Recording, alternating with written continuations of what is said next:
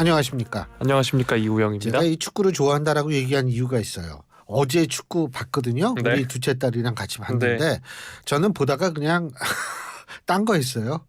아유 뭐 우리나라 축구 선수들이 뭐 날고 뛰고 난리더라고요. 물론 저는 말레이시아 선수들한테 굉장히 큰 박수를 보내고 있습니다. 아마 말레이시아가 FIFA 랭킹 세계 132위입니다. 2위인가요? 네. 그 정도 될 텐데 132위 되는 국가가 사실은 우리가 25위인가 되죠. 네. 25위 되는 국가가 대등한 게임을 벌였다라는 건 정말 그 선수들의 이 투혼과 그리고 그 선수들의 의지를 아주 저는 박수를 보내고 싶어요.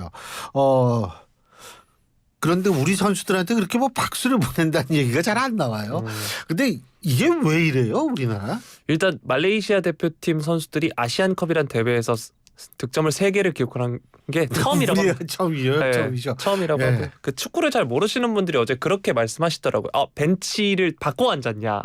왜냐면 이제 김판곤 감독이 이제 말레이시아 감독이다 보니까 그분이 벤투 감독을 모셔온데 그렇죠. 위원장이었습니다. 위원장이었죠. 네. 그래가지고 그런 생각이 좀 들었던 날이 아닌가 싶습니다. 선수는 분명히 다 훌륭한 선수들인데 어떻게 그렇게 게임을 할 수 있는지 저도 한번 클리스만 감독을 한번 만나고 싶어요. 그런 비법 같은 게 있을 것 같아요. 사실 어제 경기를 돌이켜보면 좀 많은 분들이 좀 화가 나셨던 부분은 우리가 골을 먹을 때 계속 이제 웃고 계셨어가지고. 그분은 원래 표정이 그래요. 네. 제가 독일에 있을 때 그분이 선수였었거든요. 네. 근데 그분은 원래 그 선한 표정 이런 거에 아주 굉장한, 그리고 원래 잘생겼잖아요. 또. 근데 또 이제 축구도 잘하고. 우리 정서상 그게 이해가 잘 안 되다 보니까 그런 것 같더라고요. 뭐 독일 정서상 이해가 되는 건 아닙니다. 그게. 이게 곧 총선이라. 근데 이런 건 있어요. 네. 우리나라는 축구 경기를 중계하는 아나운서가 골을 넣잖아요. 우리나라 팀이. 그럼 막 그냥 난리가 나요. 중계석에 막 귀가 찢어질 정도로 소리 지르고 이러죠. 근데 독일은 그런 식으로 중계 안 합니다. 아주 차분해요. 왜 그러냐면 지나치게 소리 지르면 민족주의적 성향이 강하다는 그런 비난을 들을 수 있고, 독일은 민족주의에 굉장히 민감합니다. 나치 때문에. 그래가지고 그런데 그런 차이는 있지만 그렇다고 웃지는 않죠. 아유 우리가 골을 먹었네. 아유 신통하게 골도 잘 먹어. 이렇게 얘기는 하진 않죠. 예. 저는 요즘 저희가 이제 총선 관련 이슈를 많이 다루다 보니까 생각해보면 총선에서 그 어떻게 비기거나 졌는데 그 대표가 웃고 있을 거라는 상상을 하면은 상상이 안 되더라고요. 네. 그렇죠. 네. 그 뭐 양보의 미덕도 아니고. 네. 근데 그 저는 사실 조금 좀 이거 이렇게 해가지고 월드컵 이거 나갈 수 있을까라는 생각도 들어요. 솔직한 얘기로. 예. 어떻게 보세요? 천만다행히도 개최국이 늘어납니다. 천만다행인 점입니다. 개최국이 늘어난다. 그렇지. 개최국이 아니죠. 참가국이 늘어나. 네. 물론 개최국도 늘어납니다. 예, 오늘 여기까지 하죠. 오늘 정신이 혼미한 것 같아요. 어제 아주 충격을 먹어가지고. 이제 3개국이 공동 개최를 하기 때문에 개최국도 늘어나고요. 그렇죠. 참가국도 난 그건 줄 알았어요. 네. 그게 중남미 전체가 같이 하는 거죠. 북중미인가요? 북중미. 캐나다, 미국, 멕시코. 거기도 들어가요. 같이 그렇구나. 네. 그러니까 진짜 엄청나게 늘어나긴 늘어나는데 이거 어떻게 해야 돼요? 응원해야죠 일단은. 대회 기간엔. 근데 있잖아요. 응원해야 내가 됩니다. 이우영 아나운서를 보면 그 해맑은 얼굴 있잖아요. 네. 아니 이렇게 응원해야죠. 이러니까 진짜 나도 힘을 내야겠다. 뭐 이런 생각이 들어요. 예, 아주 훌륭한 장점입니다. 웃고 계시니까 저도 웃고 있어야죠. 우리 예고 한번 할까요? 이우영 아나운서가 제가요 월요일 날 저희가 축구 전문가 모시고서 셋이서 한번 축구 얘기를 해보려고 합니다. 여러분 많은 기대를 해주시고요. 저는 뭐 축구 그렇게 뭐 잘 모르는데 이우영 아나운서는 잘 알아요. 유튜브까지 하잖아요. 네. 박찬하 해설위원과 우리 자꾸 유가 나오네. 축구를 너무너무 좋아하고 있는 우리 이우영 아나운서, 그리고 저는 잘 모르는 이렇게 셋이서 한번 그 축구에 대해서 곰곰이 생각을 해봐야 되겠어요. 왜? 너무 화가 나거든요. 예, 이걸 어떻게 수습을 해야 될지 모르겠어요. 참, 그리고 여러분도 이 화가 난다, 공감한다, 우물정 0945 샵 0945로 문자를 보내주십시오. 사실은 원래 응원 문자를 보내달라 그래야 되는데 이게 화가 나는 문자를 보내달라, 이것도 참 그렇습니다만 짧은 문자 50원, 긴 문자 100원이고요. 뿐만 아니라 좀 이따 2부에서 나오는 류호정 의원에게 또 질문사항이 있으시면 저희한테 저한테 샵 0945로 문자를 보내주시면 제가 대신 문자를 보내드리도록 하겠습니다. 짧은 문자 50원, 긴 문자 100원의 유료 문자임을 말씀드립니다.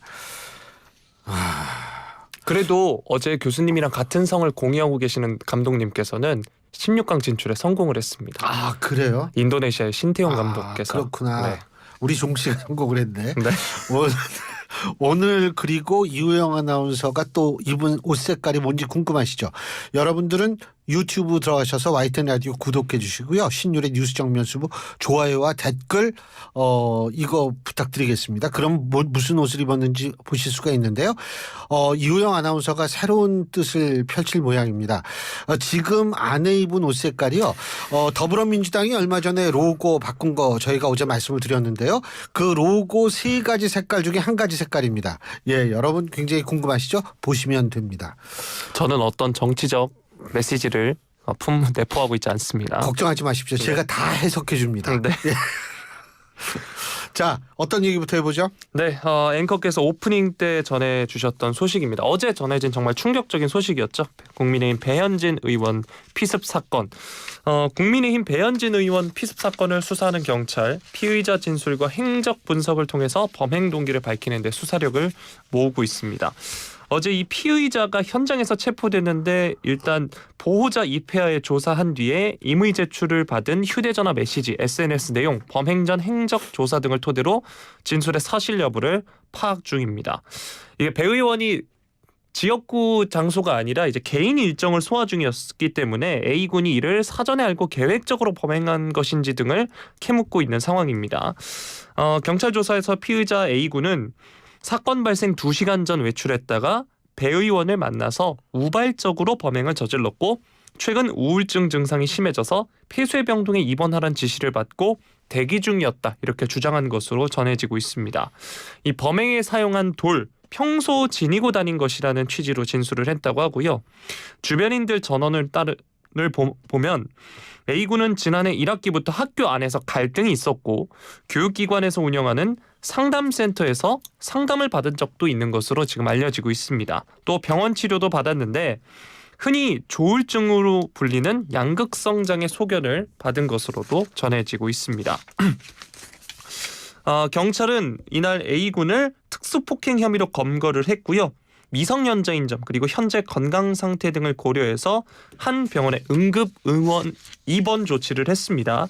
응급 입원이라는 게 정신질환자로 추정되는 사람의 자해, 타해 위험이 있어서 사정이 급박한 경우 정신의료기관에 3일 이내 입원시킬 수 있는 제도를 말하고 있습니다.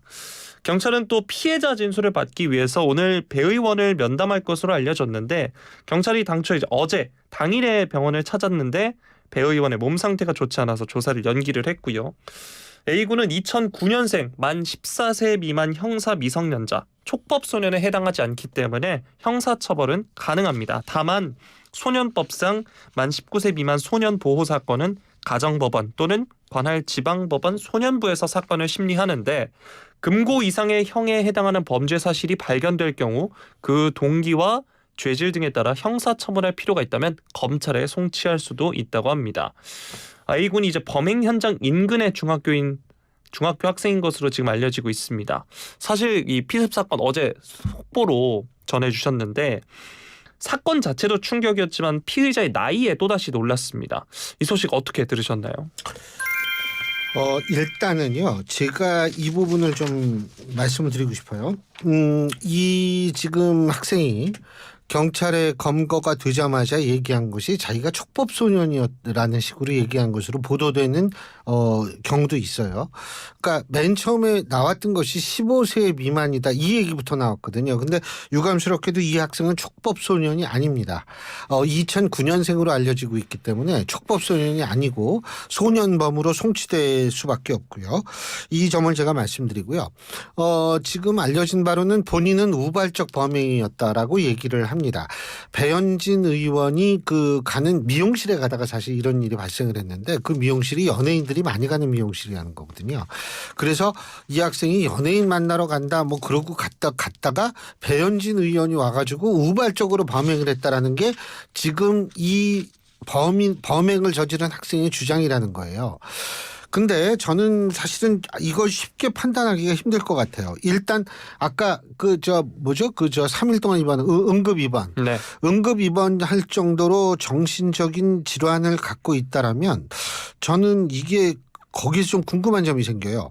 1월 2일 날 저희 신율의 뉴스 정면 승부에서 출연해 주신 이수정 교수님께서 당시 이재명 대표 피습 사건에 대해서 얘기를 하다 이런 말씀을 하셨습니다. 이게 뭐냐면 정신질환, 이 정신적으로 좀 아픈 경우, 정신질환자 같은 경우에는 실제로 뭐 정보 검색 능력 같은 경우가 좀 떨어질 가능성도 있고 유세의 정보를 온라인을 통해 그러니까 이 뭐냐면 특정 사람에게만 딱 목적을 해가지고 범행을 할 가능성은 그렇게 높지 않다는 게 이수정 교수님의 그때 말씀이셨어요. 그러니까 다시 말해서 묻지마 범죄는 가능하지만 특정인을 이렇게 노려가지고 하는 것은 가능하지 않다. 그렇다면 일단 이 학생의 말에 의하면 우발적이다 그러면 특정인을 노리지 않았다라는 이수정 교수님이 말씀하고 이게 어느 정도 일치를 하는데 문제는 배현진 의원님 아니십니까? 뭐 배현진이십니까? 이걸 물어봤다는 거 아니에요. 이렇게 되면 이거는 사실은 묻지마 범죄의 범주에 들어가기 힘들게 된다라고 저는 생각을 하거든요. 물론 이건 전 개인적인 생각입니다만 그렇다면 여기서 두 번째 의문점이 생겨요. 배현진 의원에 대해서 어떻게 중학교 다니는 학생이 잘할 수 있을까? 왜 그러냐 하면은요. 우리는 배현진 의원 잘 알죠. MBC 뉴스데스크를 통해 가지고. 근데 배현진 의원이 뉴스데스크를 진행했던 시기는 2017년 중반기까지입니다. 그러면은 2017년 중반기면 지금으로부터 근 7년 전인데 네. 그렇다면 만 14세 소년이 7년 전이면 만 7세였었다는 얘기예요. 네.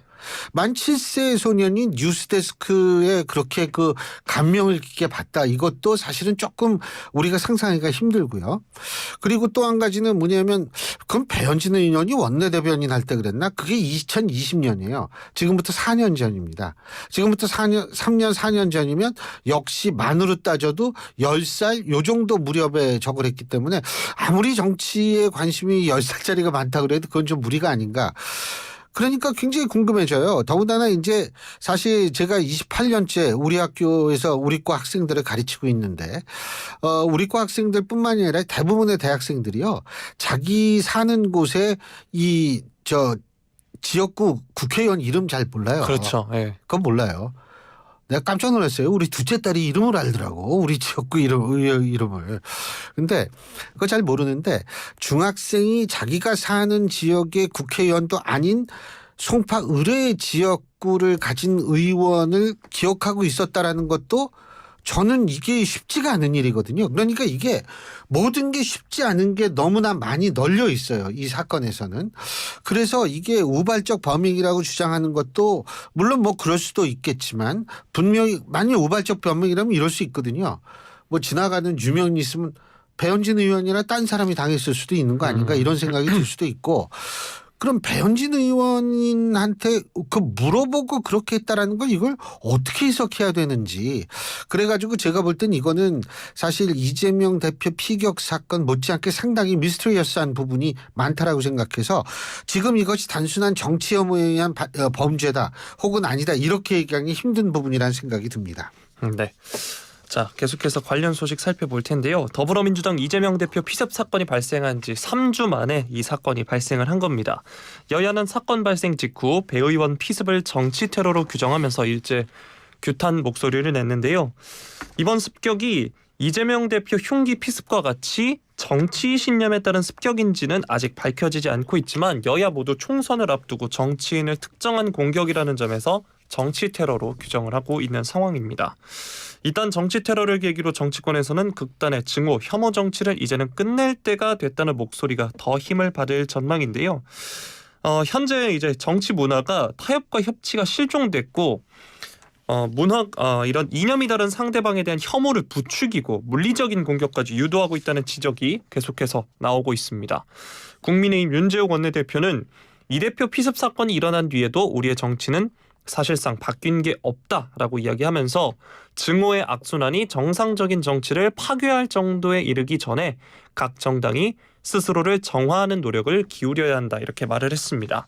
또 민주당 홍익표 원내대표는 배 의원 사건은 명백한 정치 테러로 연초부터 이러한 불행한 일이 계속 발생하는데 당국의 특단의 대책을 다시 한번 촉구한다라고 말을 했습니다. 불과 3주 전 발생한 이 대표 흉기 피습의 혐오 정치 종식을 촉구했던 여야, 시간이 흐르자 이 사건을 두고도 사실 정치적 공방을 벌이고 있는데요. 상대편에 대한 증오와 거부감을 불러일으키는 발언, 또 확인되지 않은 음모설 등이 나도는 정치권의 고질적인 병폐도 여전한 상황입니다. 총선을 앞두고 본격적인 이제 선거 운동으로 국회의원을 비롯한 여야 후보들의 외부 활동이 잦아지는 상황에서 이런 혐오 정치 문화에 대한 우려는 더욱 커지고 있고요. 국회의원에 대한 경호 강화 등의 이런 대안도 제시가 되고 있습니다. 전문가들은 여야가 지지층 집결을 목적으로 쏟아내는 날선 메시지를 자제하고 대화와 타협의 정치 문화를 복원하는 것이 시급하다라고 조언하기도 했습니다. 불과 3주 만에 또 벌어진 일이기 때문에 상당히 걱정이 되는데요. 국민의힘 소속으로 경기 수원정 출마를 선언한 이수정 경기대 범죄심리학과 교수도 최근에 협박 쪽지를 받았다라고 고백한 바 있습니다. 이 소식 뉴스인 부탁드리겠습니다. 뭐 협박 받는 거는 솔직한 얘기로 저는 협박 편지를 학교에 도착한 협박 편지를 받아본 적도 있고 이메일로 협박하는 경우도 있고 그래서 이제 경찰에 신고를 했는데 근데 어쨌든 예전에요. 근데 어쨌든 중요한 점은 뭐냐면 지금 만일 이번 이 어린 학생의 범죄도 정치 혐오에 의해서 일어난 것이라고 가정을 한다면 이건 정치인들이 반성을 해야 돼요. 오죽 자기네들끼리 싸웠으면 청소년까지 그 증오가 전염된 날을 반성해야 되는 겁니다. 그렇기 때문에 저는 뭐냐면 지금 더군다나 지금 정치인들이 걱정하는 거는 선거 때란 말이에요. 이 사람들 만나고 다녀야 되는데 이게 또 언제 어디서 뭘 어떻게 당할지 모른다는 두려움을 누구든 다 갖고 있을 거라고요. 예? 그래서 제가 말씀드리고 싶은 건 뭐냐면 팬덤 눈치를 봐서 예? 눈치를 보면서 그 팬덤 비유 맞추려고 그냥 더 강한 말 누가 더 하나 경쟁하다가 그래서 정치 생명 좀 연장하려고 하다가 본인의 생명이 위험해질 수 있다라는 생각을 꼭 가져야 돼요. 예? 정치 생명보다 중요한 건 본인의 생명 아니겠어요? 그렇기 때문에 제가 볼 때 이런 거를 이 해결할 수 있는 열쇠를 가진 사람들은 누구냐면 정치인 자신들이에요. 물론 이것은 어디까지나 이 학생의 범행 동기가 정치 혐오 거기에서 비롯된 거라는 가정하에서 말씀드리는 겁니다. 꼭 그렇지 않을 수도 있어요. 저는 아까도 말씀드렸지만 이 범행 동기는 우리가 일반적으로 생각하기에는 해석하기 어려운 부분 이해하기 어려운 부분을 너무 많이 담고 있기 때문에 이건 좀 지켜봐야 되지만 만약 그렇게 가정한다면 하고 말씀드리는 거였습니다. 네.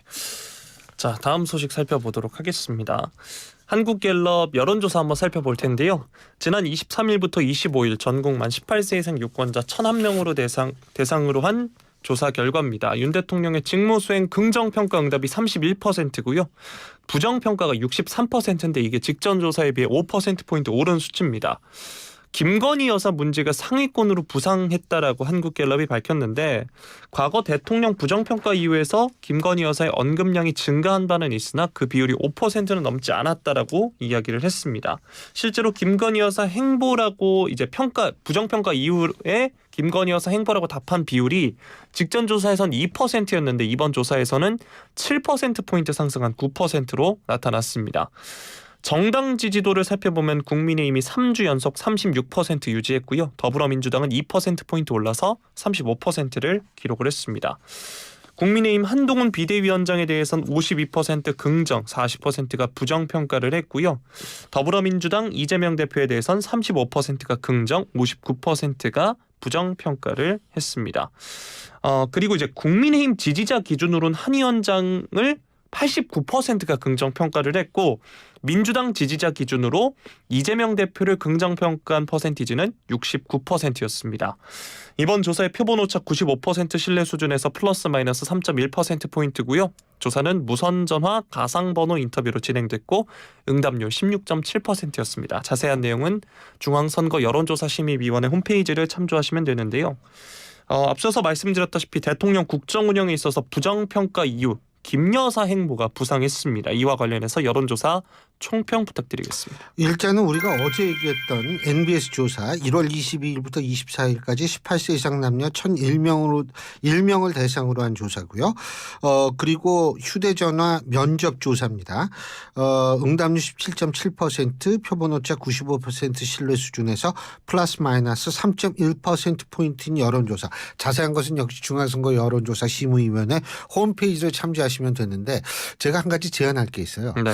중앙 여론조사 심의위원회 있잖아요. 네. 중앙선거 요걸 이름을 좀 짧게 좀 바꿔줬으면 좋겠어요. 이게 방송하는 사람들을 위한 이것이 하나의 배려가 아닐까.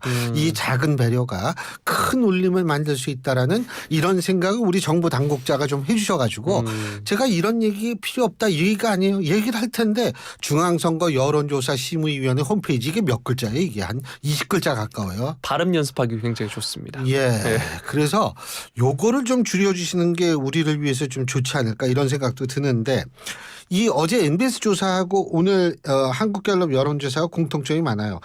한동훈 비대위원장의 지지율이 어제 NBS 조사는 48% 나왔거든요. 네. 근데 오늘은 52% 나왔어요. 오차 범위지만 뭐 거의 50% 플러스 마이너스 2니까요.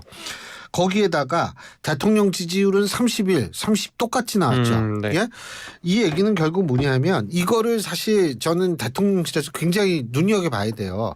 이거 눈여겨봐야 되는 게 뭐냐면 이 만일 대통령이 꼭 총선에서 이겨야 한다라고 생각한다면 과연 누구가 가장 앞에서 선거를 지휘하고 누구의 말을 일단은 좀 따라줘야 되는지 판단이 있을 거라고 저는 생각해요.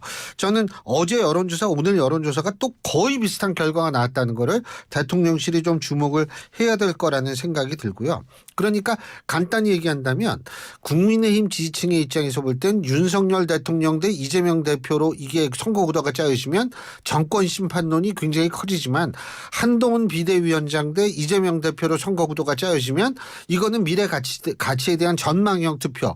다시 말해서 이 소위 말해서 정권 심판론이라는 것이 자리가 없어져 버리거든요. 그런 차원에서 사실 제가 볼 때는 좀 그런 부분을 생각해야 되는 것 아닌가 이런 생각이 들고요. 김건희 여사 문제가 부정평가의 이유에서 등장을 했다. 뭐 제가 볼 땐 그거 뭐 전혀 놀라운 일은 아니라고 생각하고요. 그러니까 가장 지금 대통령실에서 중요한 것은 국민의 상식이 어떤 것인가.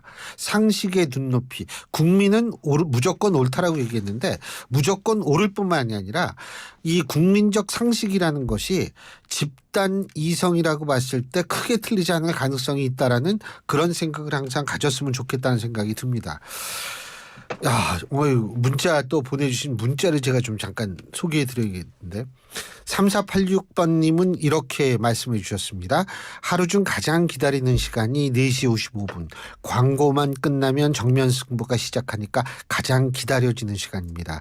귀넘김이 부드러운 방송 정면 승부 항상 응원합니다. 제가 너무나 감사드리는 게 특히 귀넘김이 부드럽다라는 이 표현이 저한테 굉장히 와닿아요. 예.